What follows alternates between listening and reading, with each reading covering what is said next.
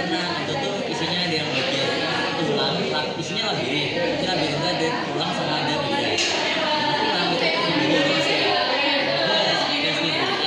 Analis yang popularis, pokoknya di antara dua ini namanya vestibular. Terus selain itu dia ada lubangnya dua. Yang ini ventral, namanya ventral. Ventral ovale. Yang ini ventral ovale. Si vestibular tadi itu fungsinya ada dua, ada ventriculus sama subculus. Terus dia di bagian ujungnya itu si ventral ovale. Di vestibular itu ujungnya ventral ovale ada bolongnya. Terus di dalamnya ada ventriculus sama subculus. Ventriculus dia yang dekat ke kanalis semicircularis, subculus dia yang dekat ke cochlea. Terus si kanalis semicircularis ini dia ada tiga. Soalnya sih bentuknya juga ada tiga. Ada yang anterior, posterior, sama lateral. Lateral itu dia bentuknya miring gitu dan ini. Kalau posterior dia yang arahnya beda sendiri. Jadi kalau dibikin 3D, sisi sini, si posterior itu menghadap ke sana dulu. Yang ini. Kalau anterior dia yang paling kiri, paling superior. Yang bentuknya berdiri tegak gitu. Terus di ujung dari kanalis semicircularis ini dia bakal lebar. Soalnya di dalamnya itu ada ampula tikusnya.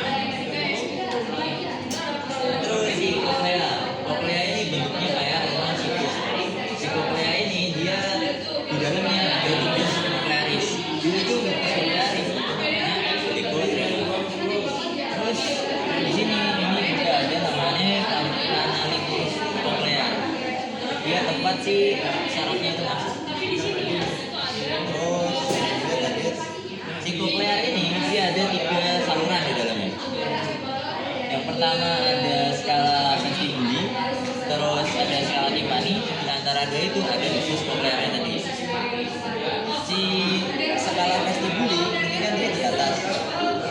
Skala vestibuli itu di dasarnya itu namanya membrana vestibuli.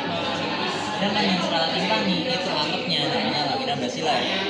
Nah, si lamina basilar ini atasnya persis ada sel-sel yang bisa menangkap si suara, namanya organ of Corti. Organ of Corti atau organ spiral.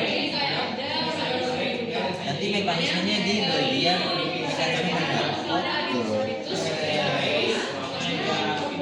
Nah, terus yang tadi yang pars tulangnya, pars bone-nya. Ini yang labyrinthus membrana cells-nya. Jadi dia intinya itu kayak isinya si pars bone-nya tadi. Dia ada ventriculus, subculus, terus ada kanalis tadi. Cuma di sini namanya ganti jadi ductus. Kalau tadi kanalis semicircularis, kalau di bagian membrannya dia namanya ductus semicircularis. Nah, di dalam membran ini itu ada cairannya. Dalam ini ada cairannya namanya endolymphe. Kalau yang di pars bone tadi itu cairan yang namanya perilymphe. Nah, kalau yang bagian ventriculus sama subculus itu kayak nambahin fungsinya ya lupa.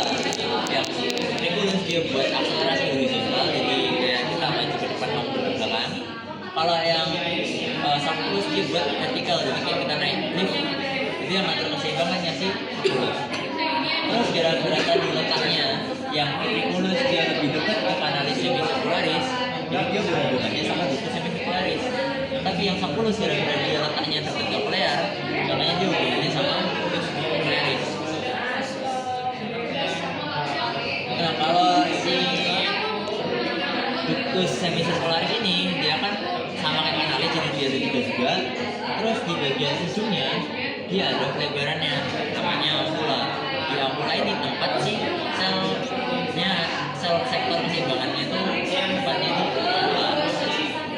Kita kan udah dapet di visio. Nah, kalau ductus cochlearis ini dia mulainya dia dari si tulang sini, pokoknya di bawahnya si skala vestibuli. Terus dia nanti ada yang berhubungan ke subculus, ada yang lanjut sampai endothelium.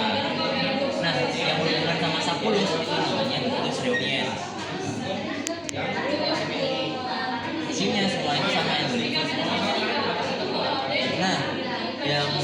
itu di sini mekanisme pendengar. Jadi kita kalau mau dengar sesuatu itu kan harus ada suaranya dulu. Suara itu kan menyebabkan gelombang, ada getaran di udara. Kalau dia merambat lewat udara, cuma selain dia merambat lewat udara, dia juga bisa merambat lewat tulang. Tapi yang sini yang udara. Jadi udara ada gelombangnya, dia masuk lewat auris eksternalnya, masuk auris media, masih ada gelombangnya sampai dia nabrak ke membran timpani. Membran timpani ini ketabrak gelombang, dia bakal getar. Ketika dia getar, dia ikut menggetarkan si tulang pendengaran ini. Namanya tulang apa? Yang nempel ke membran timpani. Terus getar, si infus getar, terus getar, stapes getar. Si stapes getar, dia tadi nutup fenestra oval. Di fenestra oval ada perilimfonya. Kira-kira si stapes ini getar, perilimfonya digetar. Perilimfo dapat di stapes hidung.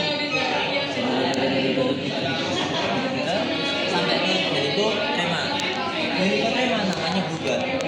Habis lewat berikut trema namanya berubah jadi skala timpani. Ketika dia di skala timpani ini bergetar, di atapnya skala timpani tadi ada apa? Lamina basilar. Di atasnya lamina basilar ada organ of Corti. Jadi ketika dia getar, si lamina basilar ini ikut getar. Lamina basilar getar ditangkap sama si organ of Corti-nya di atasnya persis itu kan ikut getar. Sinyal getarannya itu ditangkap sama organ of Corti, dibawa saraf, namanya saraf, di bulu koklear, dibawa otak, dari otak diterjemahin jadi suara. Nah, terus si skala timpani lanjut sampai ke fenestra koklear tadi, dia di sini ditutup sama membran timpani yang sekunder.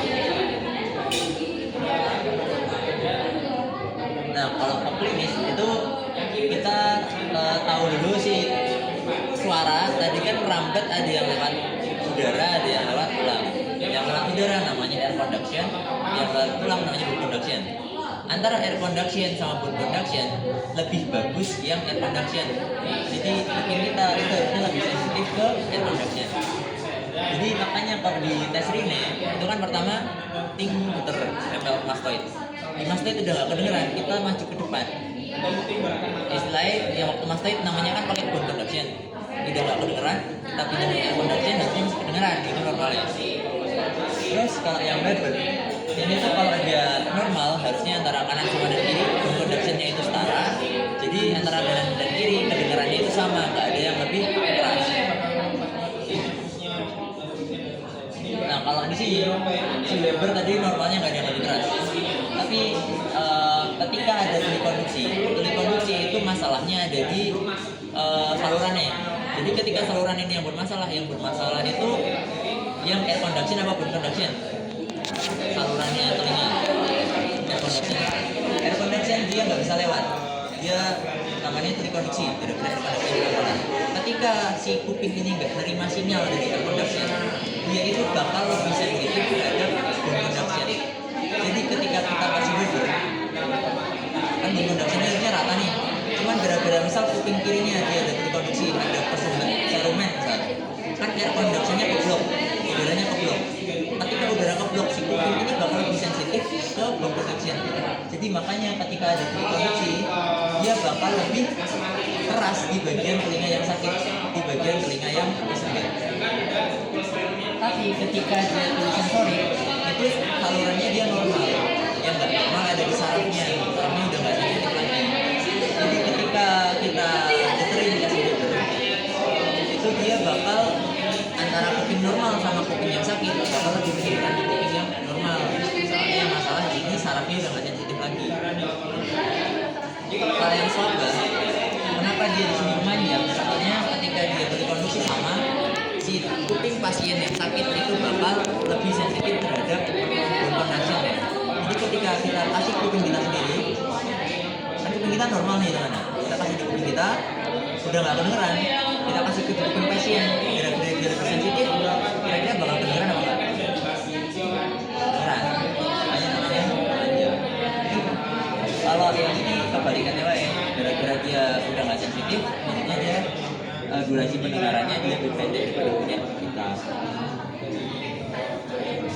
Kalau yang ini tuh hematom aurikular, berarti ada penumpukan darah di kuping. Kita kan terbuat dari kartilago. Ketika ada darah numpuk di sini, kartilagonya dia bakal berubah bentuk. Namanya cauliflower ear atau kuping yang bentuknya kayak bangkol. Kalau ini cerumen prop, jadi si saluran telinga kita itu kesedot sama kotoran telinga. Gara-gara nggak pernah dibersihin, kotoran telinga ini itu makin lama dia jadi keras. Ketika keras dia ngeplok air conduction apa bone conduction? Air conduction. Jadi dia menyebabkan si konduksi kalau dia kesedot sama cerumen prop. Kalau dia kesedot sama cerumen prop, berarti harusnya di fibernya bakal lebih kedengeran apa lebih kedengeran? Lebih kedengeran. Ini mastoiditis, dia radang di mastoidnya, jadi mastoidnya dia bengkak merah gitu. Kalau meneer disease itu gara-gara si endolimfinnya dia produksi berlebih, apa endolimfinnya nggak bisa dibuang. Itu terus dia gejalanya ada 3, ada tinnitus, vertigo sama polisaksualis. Mungkin di sini itu suara dari kalau ini otitis eksterna sama otitis media. Namanya yang eksterna ya berarti dia radangnya dari luar, jadi dia kelihatan. Kalau eksternanya merah, terus dia gatel sama nyerinya itu ada di trabus di depan. Kalau yang otitis media dia nyerinya di mastoid. Soalnya si mastoid ini dia lebih dekat auris media. Terus dia bisa dilihat dari membran tipaninya antara dia bengkak apa malah perforasi juga meningkat lagi. Terus dia dari ispa. Kenapa pada ispa bisa masuk ke kenapa? Kenapa riat ispa bisa menyebabkan otitis media? Soalnya ada saluran antara ketuba eutasinya. Makanya infeksi dari itu